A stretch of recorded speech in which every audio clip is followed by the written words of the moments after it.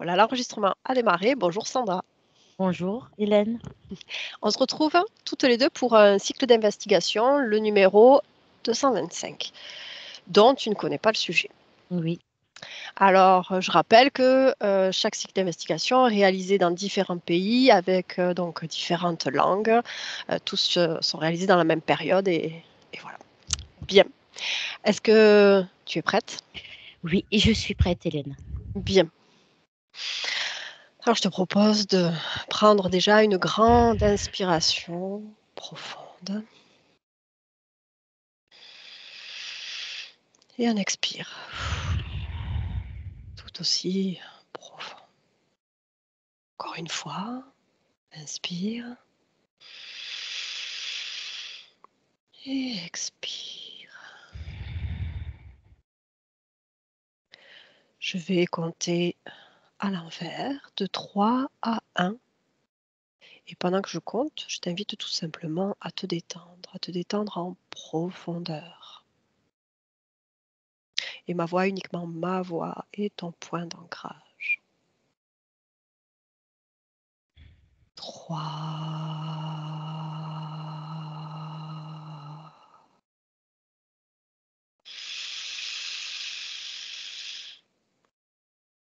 2.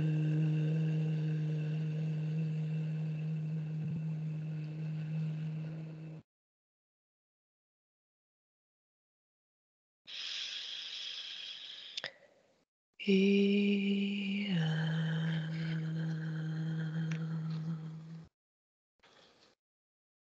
bien. Comment tu te sens, Sandra? Bien. Bien. Maintenant, je vais compter de 1 à 3. Bien. Et au compte de 3, tu te connectes avec ceux qu'on appelle dans diverses cultures populaires les élémentaux ou les esprits élémentaires et tu me dis ce que tu perçois. 1, 2, 3.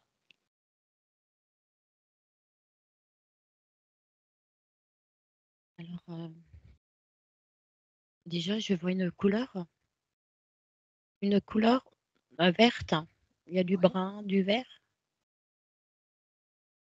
Et je vois plein de petits êtres dans ces couleurs qui sont en train de marcher, de courir à droite et à gauche. Mhm. J'ai l'impression que ces couleurs, ça ressemble à de l'herbe. Ils se cachent dans les herbes. Je vois ces petits êtres. Ok. Tu perçois autre chose? Oui, il y a des petits êtres avec des ailes. Continue.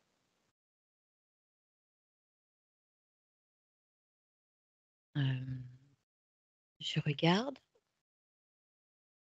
Ce que je perçois aussi, c'est des êtres qui dégagent là, quand je regarde, Oui. c'est des êtres qui dégagent à l'apparence une énergie, une vibration très, très, très légère. Mhm. C'est comme une note de musique, mais très haute. Je ne sais D'accord. pas comment définir. Je vois des êtres élémentaux. C'est comme des. Je sais pas comment t'expliquer. En fait, là, par exemple, je m'arrête sur un être qui ressemble à une abeille. Mhm. Ok. En fait, cet être a une apparence de l'abeille, Mhm. Ok. sympathique. Mhm. Et c'est comme si chaque fois, quand elle se déplace, elle met quelque chose dans, dans cette vibration de couleur vert. Mhm. Comme si elle pondait quelque chose. En fait, je vois des, comme des petites bulles énergétiques, des petites traces qu'elle laisse chaque fois quand elle bouge d'un coin à l'autre. Tu vois Mhm. ce que je veux Je te dire? suis. Je te suis. Mhm. Voilà. Ok. Il y en a plein, c'est rempli. Ok. Autre chose?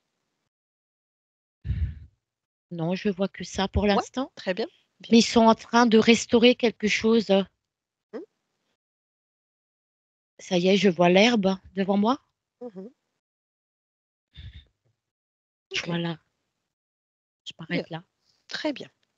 Maintenant, Sandra, je te demande de décoder l'ADN éthérique des élémentaires en reconstituant leur forme originelle. Un, 2, 3. Waouh. Bah là, je suis devant une grosse tête, Ouais. comme une tête de mouche, Mhm, avec ses gros yeux, avec ses trucs là, je sais pas comment on appelle là, qui bougent. mhm. Ok. Comment tu te sens, Maureen? Ça va. C'est comme si il est en train de me regarder, mais ça va. Au besoin, tu peux prendre un petit peu de perspective, te reculer, prendre de la distance. C'est fait. Bien. Donc, lorsque tu décodes l'ADN éthérique des élémentaires, qu'est-ce que tu perçois? Qu'est-ce que tu vois en reconstituant leur forme originelle? C'est bizarre parce que je vois plein de choses. Ouais. En fait, ça a l'apparence comme la peau d'une mouche, Mhm. même en même temps, il y a des écailles dessus. D'accord. Je reçois vraiment ça. Mhm. Et les ailes, c'est pas les ailes qu'on peut connaître ici, c'est des ailes métalliques. Ça ressemble à des ailes comme plastifiées et en même temps métalliques. Je sais pas comment expliquer ça. Il y a Mhm. ces deux matières. C'est Mhm. bizarre. Mhm. D'accord. Ok. Est-ce que tu perçois D'accord. autre chose quand tu décodes l'ADN éthérique des élémentaires? Alors, moi, ce que je reçois, c'est j'ai froid d'un coup.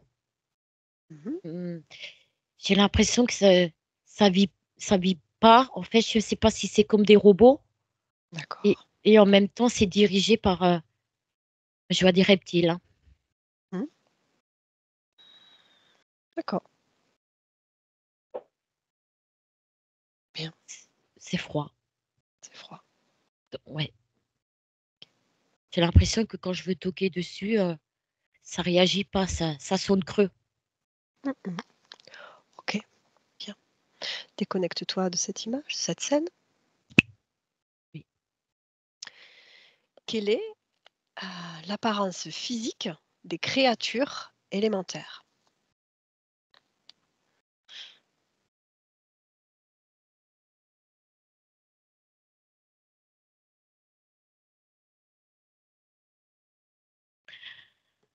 Oh là là. L'apparence physique. Alors, c'est ce qu'on appelle des gnomes, hein. D'accord. Alors, l'apparence physique, c'est en chair. C'est très petit, mais des oreilles pointues. Mhm. C'est ce que je reçois, hein, c'est ce que Ah je oui, vois. ah oui, oui. Ça court à une vitesse, mais incroyable. Ça va d'un point à l'autre. Son, l- euh, L'apparence physique comme de la chair, en fait. Mhm. Ça D'accord, ressemble à de la chair. d'accord. Petit, musclé. La tête, elle est plus grosse que le corps, avec des oreilles pointues. Mhm. Ok. Bien, on passe à la question suivante. Quelles sont les fréquences qui, selon toi, caractérisent les élémentaires?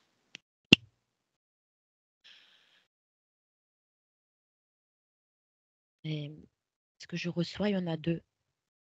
Il y a deux sortes de fréquences. Alors, si je regarde celui que je viens de voir,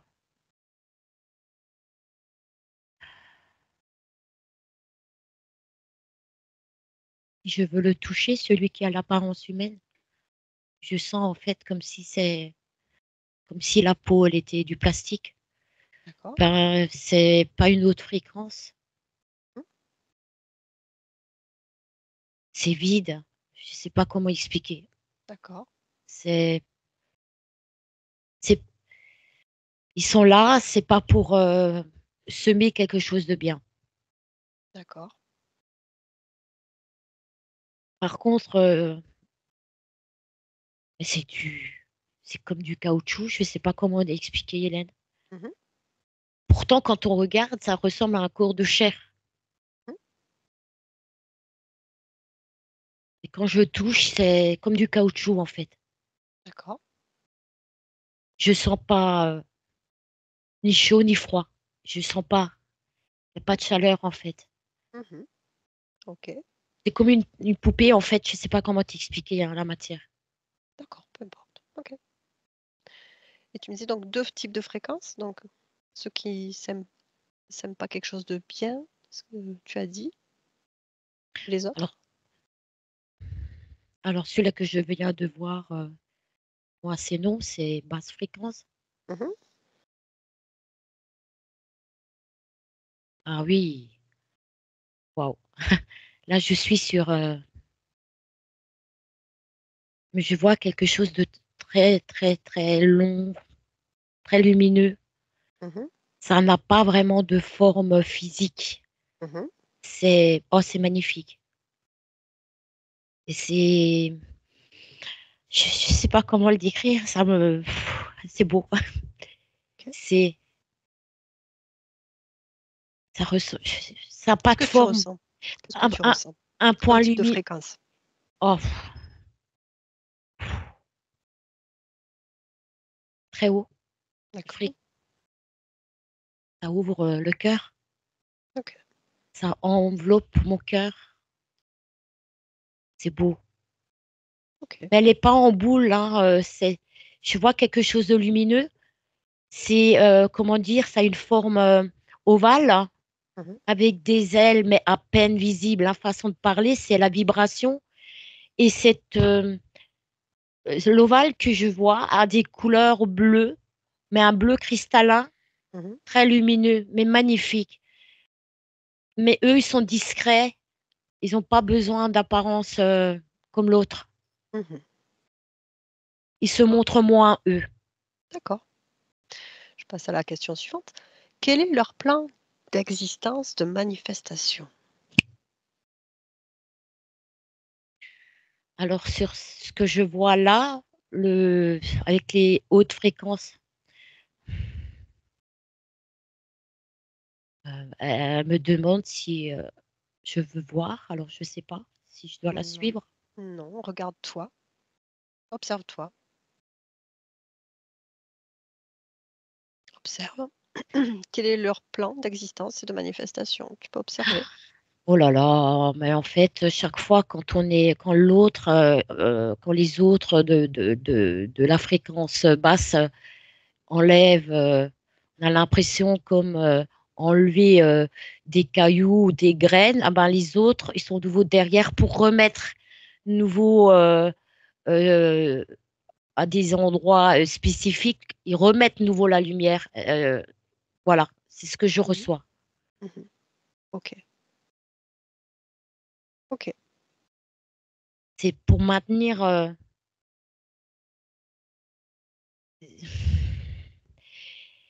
Par exemple, là où je suis, il y a plein de lignes, hein. On va D'accord. dire sur Terre, Mhm. des endroits spécifiques. C'est des lignes énergétiques. Et quand les autres là veulent enlever, ben, les autres, ils passent derrière pour remettre, en fait, pour réinstaurer. Mhm. Et ils sont D'accord. là pour apporter l'équilibre. Ok. Et concernant, est-ce que peut-être, en tout cas, j'ai besoin de mieux comprendre, mais par rapport à la question, quel est leur plan d'existence, de manifestation? C'est celle-là la réponse que tu as, c'est ça? Oui, c'est ça, Ok. c'est Bien. ça. Autre question, comment ces êtres vivent-ils et agissent-ils?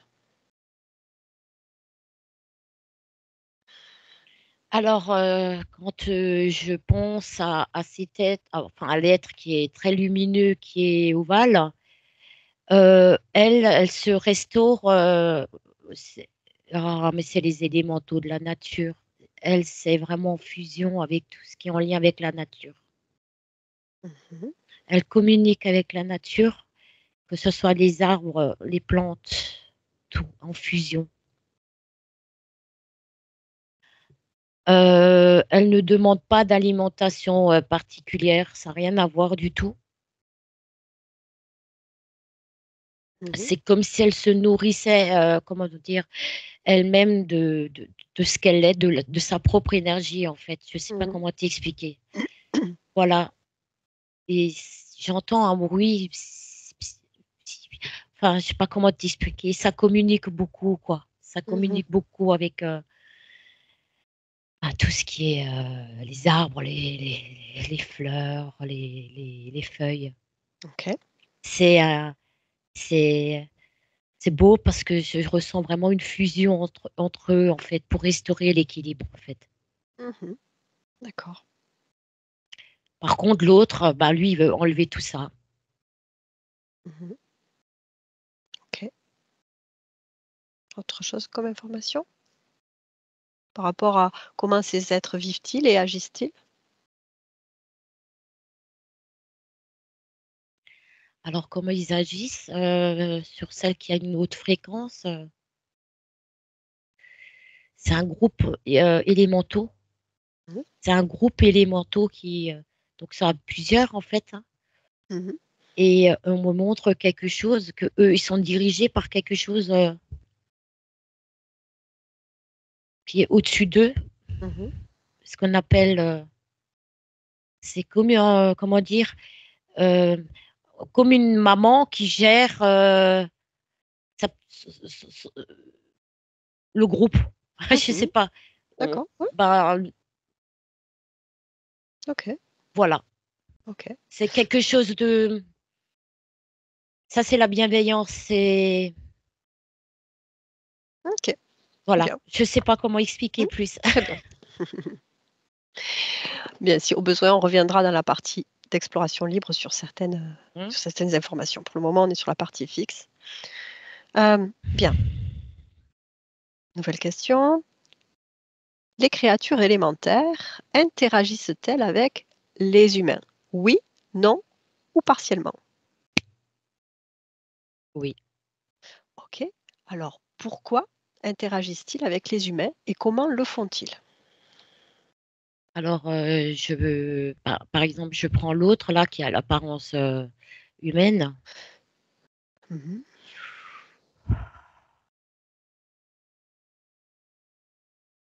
Mais c'est drôle parce que quand je me branche sur celui-là, c'est comme s'il est en connexion avec les galeries si souterrains en fait. D'accord. Tu vois ce que je veux dire? Et Mhm. eux, c'est comme s'ils me montrent que lui, il passe sous les maisons, D'accord. sur- dans le Ok. jardin, sous les maisons des habitants. Mhm. Ok. Et l'autre, Oui. elle est plutôt là pour je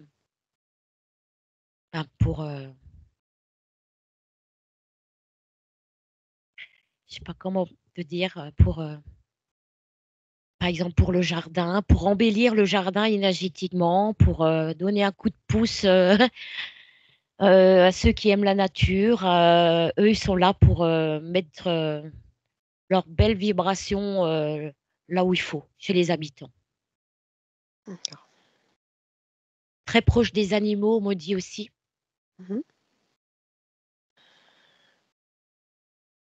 Eux, ils apportent alors que l'autre a tendance à prendre. Mhm. Ok. Autre chose?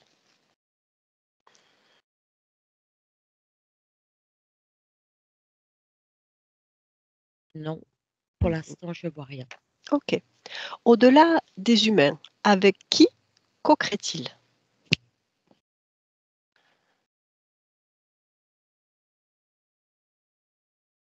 Alors, celle qui vibre à une autre fréquence, pour moi, c'est une une co-création avec quelque chose qui remonte, qui monte de très très très haut, qui fait partie. Comment expliquer ça? Je ne sais pas si on peut dire ça de la source originelle. De toute façon, ils sont là pour restaurer l'équilibre, mais ils œuvrent pas tout seuls, ces êtres-là qui sont là sur Terre. Comme dit, je vois cette mère, c'est une âme, comment on dit ça? Une âme groupe ou groupe d'âmes, je sais pas comment on peut Mhm, expliquer ça. mhm, mhm. Bah, c'est quelque chose qui est dirigé par, je sens une présence qui dégage une énergie féminine. D'accord. L'énergie féminine. Ok. Je vois juste quelque chose de très lumineux, mais ça n'a pas de forme. Mhm. Ça n'a pas de forme.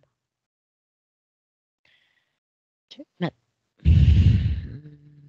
Pour l'autre, Mhm.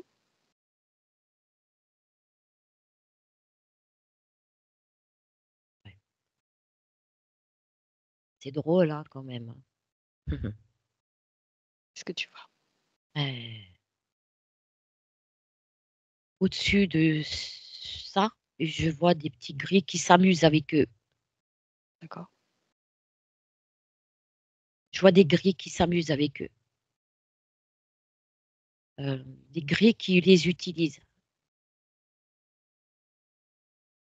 Je perçois ça. Mhm. Ok. Enfin, dernière question. Quel type d'interaction, de co-création perçois-tu? Et décris-les.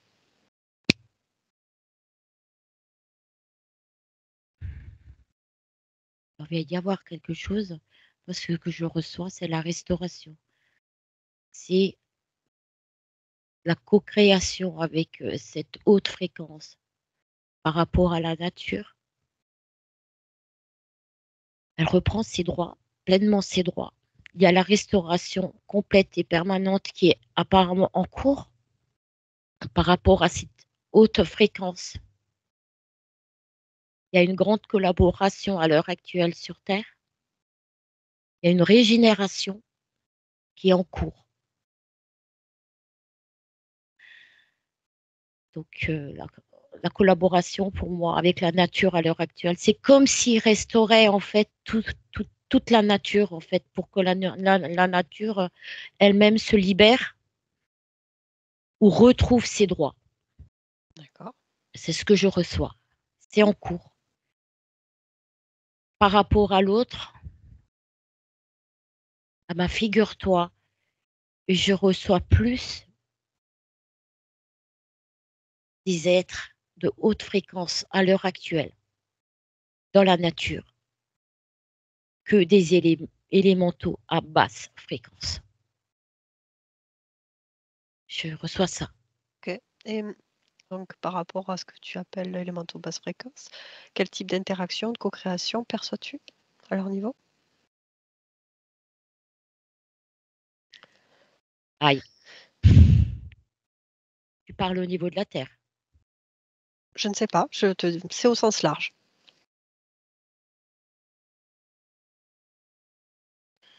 En fait, ces êtres-là se retrouvent sur des points spécifiques, on va dire sur différents points, sur les extrémités des pointes. Je ne sais pas ce que ça forme, je vois un point là, un point là. Ils se mettent chaque fois sur des points spécifiques.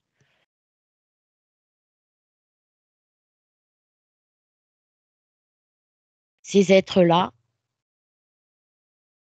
eux, ils interviennent donc dans la nature.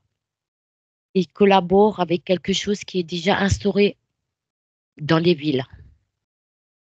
Si Mhm. maintenant tu veux que j'aille plus loin, On continue.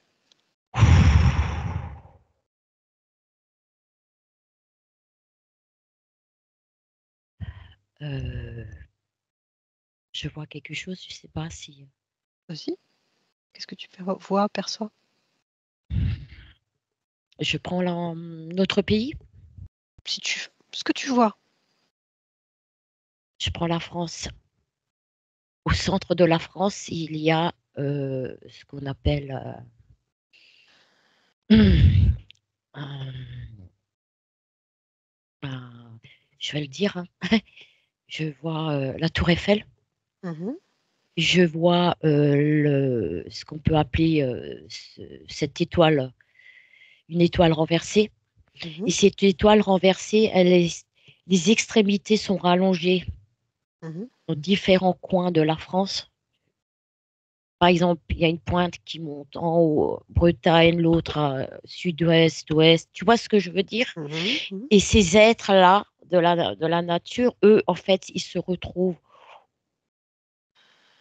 sur les extrémités, en fait. Tu vois, sur les bouts des pointes, en fait. Mhm, mhm. Parce que les autres veulent désactiver ces trucs-là. Donc, ils collaborent.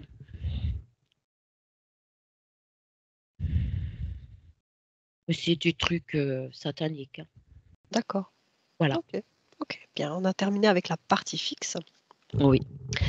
Donc maintenant, nous sommes sur la partie libre de ce protocole. Bien, l'exploration libre. Donc, si j'ai bien compris, au niveau des élémentaux, tu perçois deux catégories, Oui.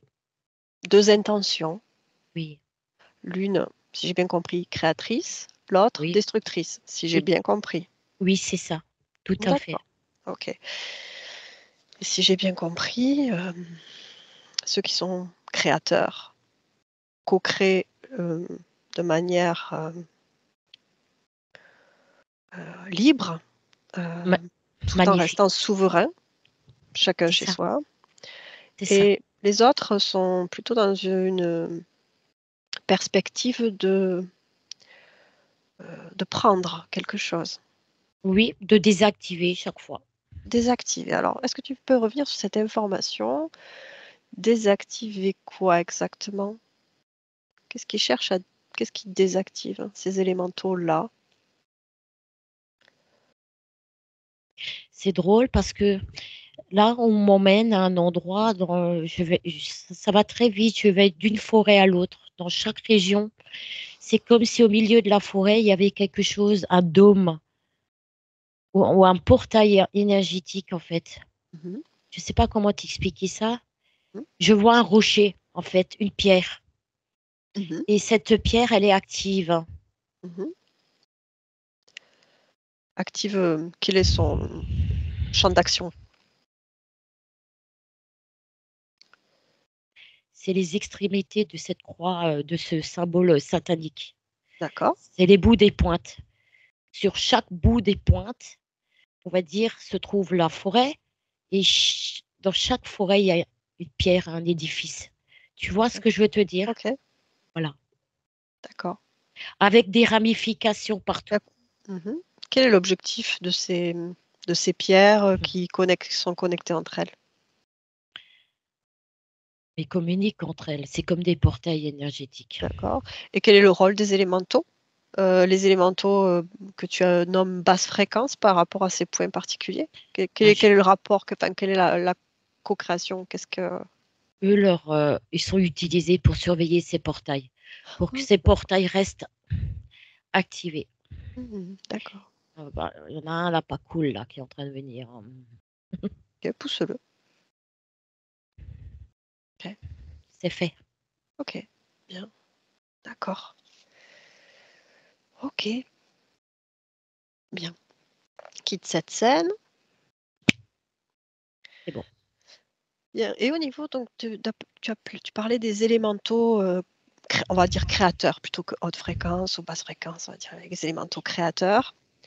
Euh, Quand tu observes leur ADN à eux, puisque tu ne les avais pas perçus au début du protocole, quand tu décodes l'ADN éthérique des élémentaires, on va dire créateurs, quand tu reconstitues leur forme originelle, qu'est-ce que tu perçois?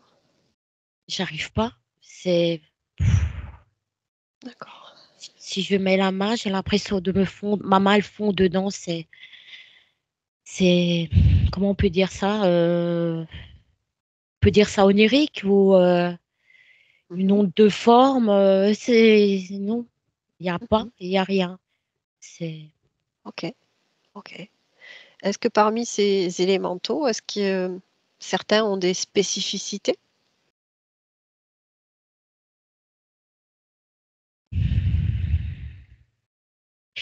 Alors, parmi ces élémentaux, c'est comme si chacun a son rôle spécifique. Ah d'accord. OK. Après la couleur vibratoire, parce que chaque élémentaux euh, a sa propre couleur vibratoire, en fait, hein. Mmh, d'accord. Mais tout en étant dans des autres vibrations, hein. Mmh mh. Mmh. Il y OK. en, il y en a qui sont près des animaux, Mmh. d'autres plus avec les plantes. Par contre, celle que je viens de voir, elle, c'est plutôt, comment dire, de désactiver le portail, en fait, ces fameux points que j'ai vus, hein. Tu Mmh. vois ce que je veux dire? Pourquoi ils disent observe, pourquoi ils veulent désactiver ces portails? Quel est leur intérêt à eux?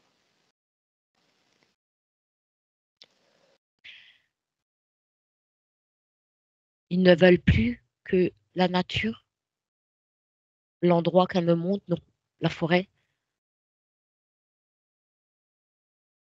en fait, elle me montre comme si maintenant la nature doit reprendre pleinement ses droits aussi. Ça commence par là, en désactivant ces portails, Mmh.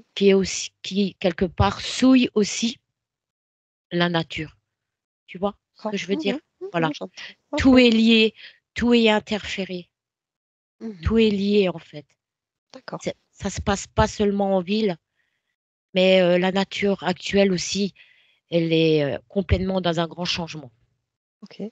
Et dernière question, et ces élémentaux-là, que je nomme du coup créateurs, hem, ils interagissent avec les humains pour, désactiver ces portails?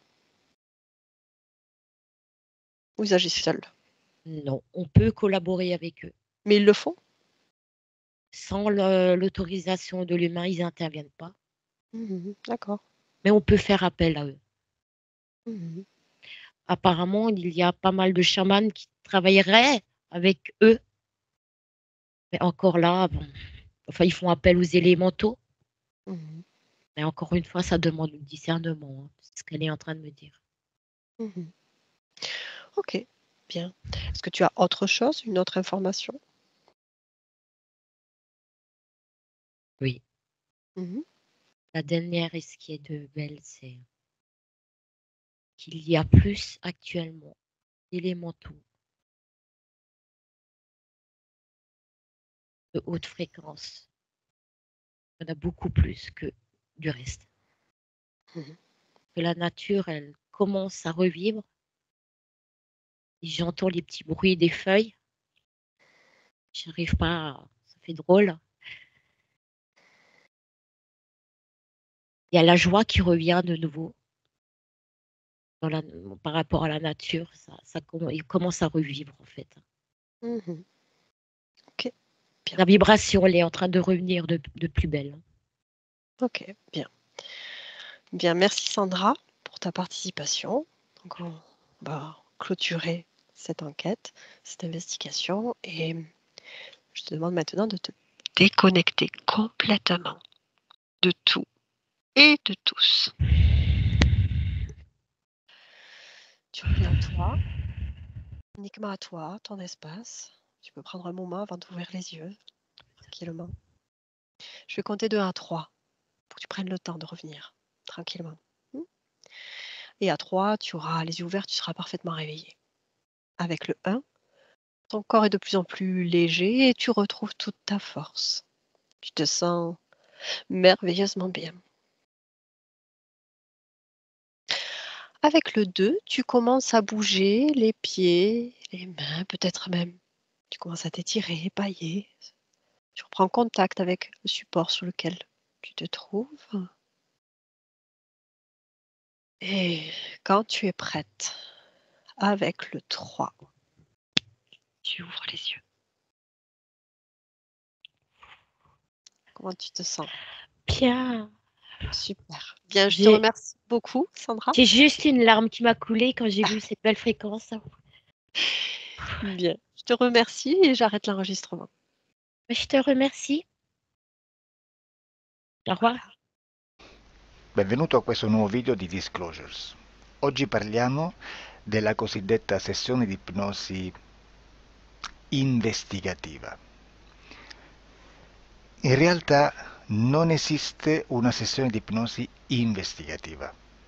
Non che non si possa fare investigazione di ipnosi, però è che non esiste una sola sessione di ipnosi per dire si è fatta investigazione, per prendere quell'informazione come buona. Perché? Sappiamo intanto che l'informazione che arriva in ipnosi è molto contaminata. La percentuale di inquinamento dell'informazione è altissima.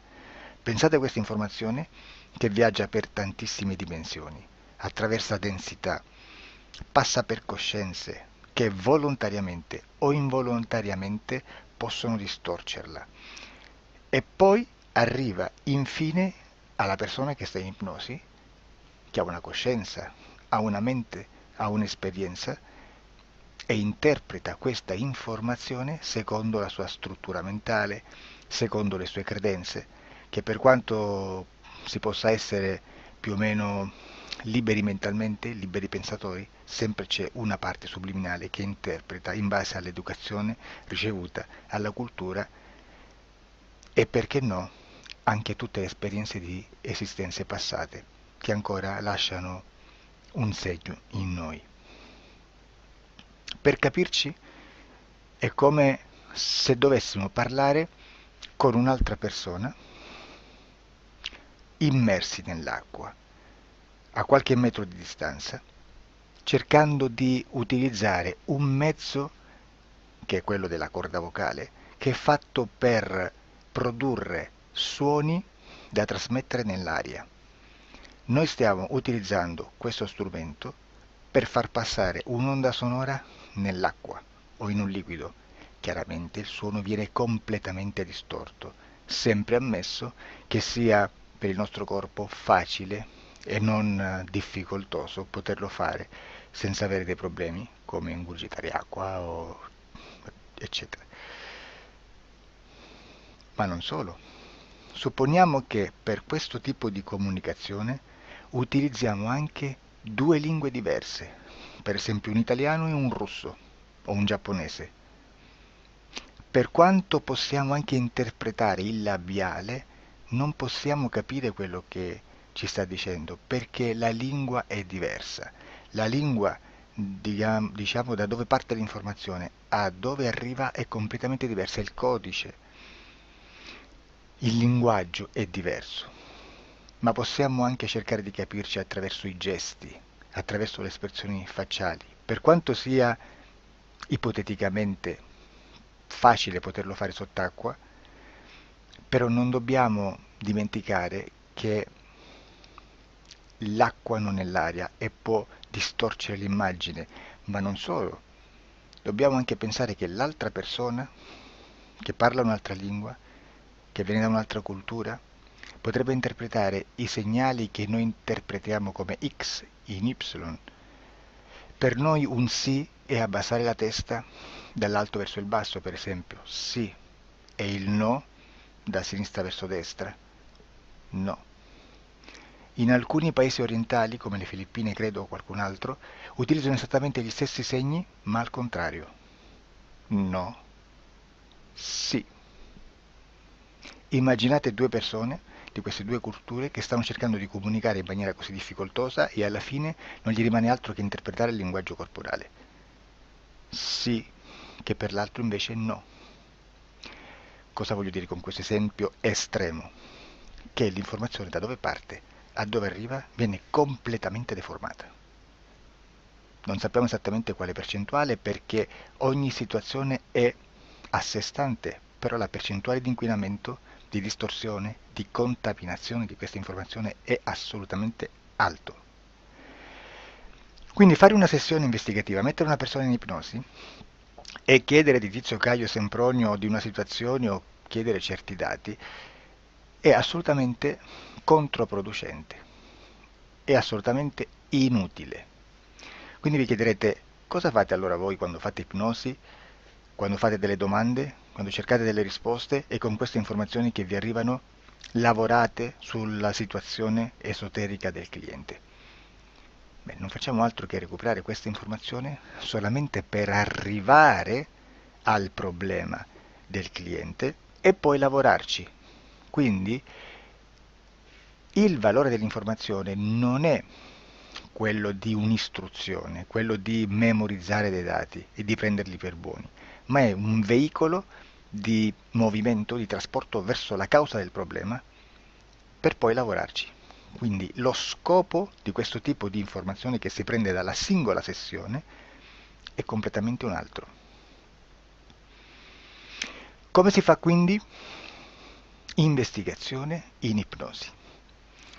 Il lavoro non è semplice, il lavoro è lungo, difficoltoso, stancante. È necessario farlo anche in squadra perché bisogna moltiplicare il numero di sessioni da fare e una sola persona potrebbe farlo soltanto in un tempo estremamente largo. Noi abbiamo delle informazioni che prendiamo ormai per buone, ci lavoriamo, danno dei risultati e quindi per noi sono buone.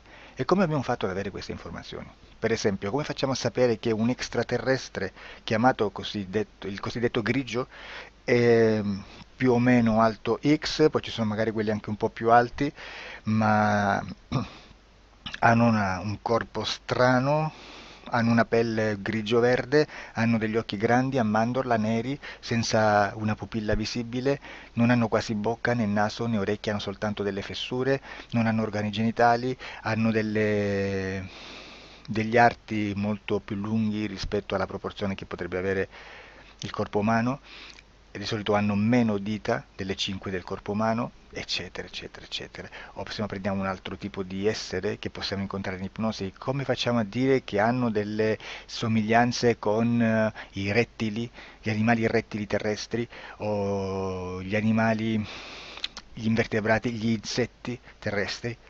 Perché? Perché siamo sicuri di questa informazione e ci lavoriamo e quando ci arriva la prendiamo già per buona, nonostante sia anch'essa contaminata. Perché queste informazioni sono arrivate da tantissime sessioni, fatte da tantissime persone, con tantissime altre persone sotto ipnosi e che nel contesto di tutto il lavoro gli uni non sapevano degli altri. Questo dato può essere più o meno rilevante, sempre c'è contaminazione e quindi possiamo prendere per buono anche un gruppo di lavoro dove l'uno possa sapere dell'altro. Ci potrebbe essere una contaminazione del contesto di quel gruppo di lavoro, ma si aggiunge semplicemente una piccola percentuale di questa contaminazione a già la grande che esiste. Non è così impossibile lavorarci. Da tutte queste sessioni, da questo grande numero di sessioni, migliaia, diciamo migliaia, noi prendiamo solamente quell'informazione che è uguale a tutte, che è in comune a tutte, o a quasi, perché magari qualcuna ci potrebbe essere niente in comune per una fortissima contaminazione, perché no? Ma dobbiamo prendere una stragrande maggioranza, proporzionalmente abnorme rispetto a quello che potrebbe essere un minimo di scartabile, e lì possiamo prendere per buona questa informazione. Quindi se noi su 10.000 persone diverse, con operatori anche diversi, in cui in ogni sessione vediamo un essere che più o meno ha le stesse caratteristiche del grigio o dell'insettoide, a forma di mantide religiosa, o il rettile a forma di lucertola, per esempio, di serpente o di quello che sia, o se vediamo il pianeta Marte più o meno di colore rosso, o se vediamo dei sotterranei eterici, non fisici, nel sottosuolo terrestre, soprattutto sotto le grandi città, dove c'è concentrato molto potere, molta energia di questo tipo, e chi più ne ha chi più ne metta. Se vediamo degli impianti che hanno certi tipi di funzioni, certi tipi di forme in certe parti del corpo, e questa informazione la ritroviamo tutta o quasi in tutte le sessioni fatte, eseguite, realizzate da tanti anni a questa parte, significa che quella è una informazione affidabile. E vi posso garantire che stiamo parlando di una percentuale bassissima. Su un 100% staremo, credo, forse più in basso di un 2-3%. Immaginate, tutto il resto è spazzatura, è informazione spazzatura. Sì, spazzatura.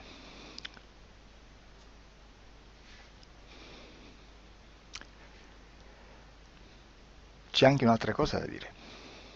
Supponiamo che un operatore faccia un'ipnosi e voglia andare a vedere cosa fa Tizio, cosa fa Caio, cosa fa Sempronio. Arrivano delle informazioni e si dice che Tizio è biondo, Caio è zoppo e Sempronio è uno sportivo. Intanto già abbiamo detto che una sessione soltanto non serve, d'accordo? Ma poi c'è da dire che una coscienza, un essere, in ambiente subliminale, la sua parte subliminale potrebbe non dare autorizzazione a questa fuoriuscita di informazioni. Mi potreste dire, e allora tu quando chiedi agli esseri cosa fanno, cosa non fanno?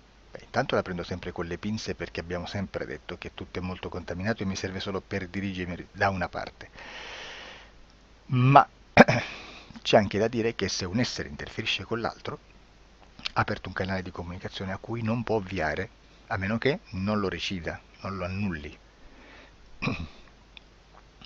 Quindi quando io faccio la domanda a un essere, se lo faccio attraverso l'interferito, mi arriva l'informazione per un canale aperto che sottostà alla volontà dell'interferito.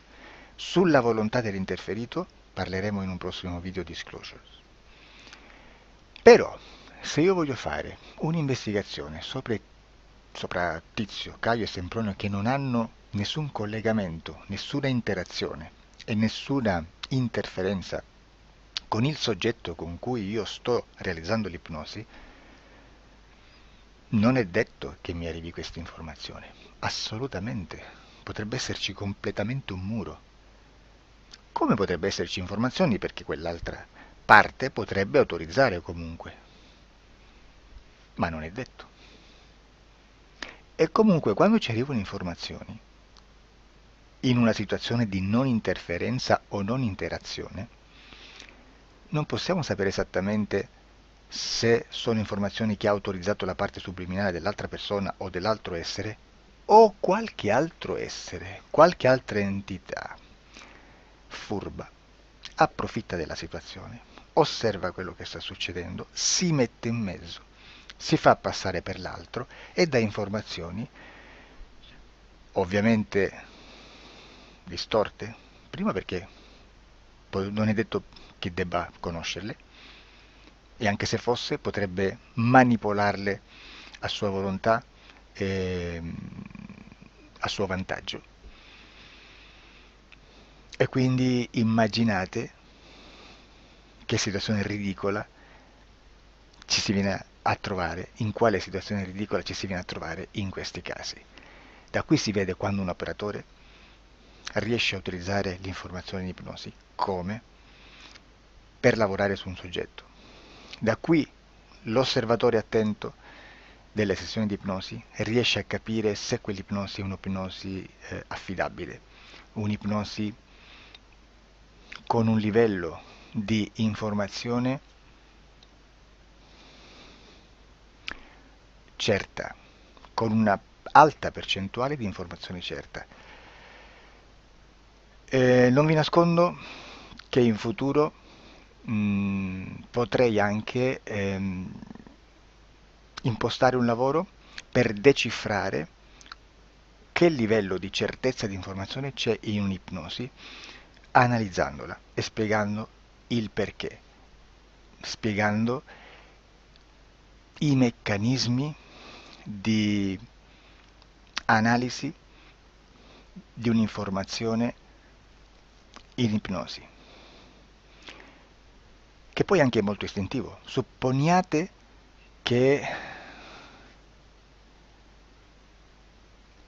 Supponiamo che dobbiamo cercare un'informazione su internet, per esempio un fatto di cronaca. Voi preferite mettervi su un sito ufficiale? A caso. L'ANSA in Italia, ADN Kronos, qualche telegiornale che per quanto possano manipolare l'informazione ad alti livelli, comunque possiamo dare affidabile la fonte dell'informazione che viene trasmessa. Non possono trasmettere una bufala sicuramente. Verrà sicuramente manipolata ad altri livelli. Ne parleremo in altri video, ma a livello base la fonte è certa. Sicuramente non andrete a cercare questa informazione sul primo sito, il primo blog che vi passa davanti e magari c'ha 4 followers. Perché? Perché non vi dà nessuna garanzia della certezza della fonte. Non c'è un controllo né nella struttura interna di questa agenzia di informazione e né dal grande pubblico, che per la quantità di persone che attingono quell'informazione si può dedurre se l'informazione è certa o meno, perché è un'informazione che passa in un pubblico così vasto che se ci dovesse essere una distorsione con la realtà è molto probabile che venga fuori. Credo che abbia detto quasi tutto sulle sessioni investigative. Prima di chiudere aggiungo che proprio per questo stiamo conducendo dei cicli di investigazione in ipnosi regressiva che comprendono tante sessioni con persone diverse, con una buona o eccellente suscettibilità ipnotica sicuramente, per poter indagare su spazi ristretti su alcuni temi. Perché dico spazi ristretti? Perché se andiamo a prendere eventi grandi nel tempo, nello spazio, storici, parlare di qualcosa di molto generico implica una quantità di sessioni abnorme. Immaginate se dovessimo fare una sessione investigativa sui buchi neri, quanta informazione ci sarebbe e quante informazioni da filtrare. Sarebbe quasi impossibile farlo in questa maniera. Ma se noi riduciamo lo spazio di investigazione, se noi prendiamo per esempio, investighiamo sulla pedofilia nella Chiesa Cattolica, ecco, se già restringiamo il campo d'azione è molto più facile che possiamo attingere informazioni affidabili, presuntamente affidabili, con un numero di sessioni sicuramente alte, ma ridotte rispetto ad altri tipi di sessioni molto più generiche, su temi molto più generici. Quindi per fare anche delle investigazioni su temi molto generici bisogna suddividerli in temi, in dettagli, per poi alla fine, quando tutta l'informazione è stata filtrata ed è stata dedotta l'informazione comune, si possono mettere insieme per cominciare a costruire il quadro, mettere insieme tutti i puzzles. Questo è il vero senso dell'informazione in ipnosi, quando si fa ipnosi investigativa. La sessione per risolvere una problematica, un problema, con una presunta origine esoterica di un cliente, di una persona, è un'altra cosa, sono altri metodi, altre tecniche e l'informazione si usa in un'altra maniera, ha un altro scopo. Grazie, ci vediamo al prossimo video. Disclosure.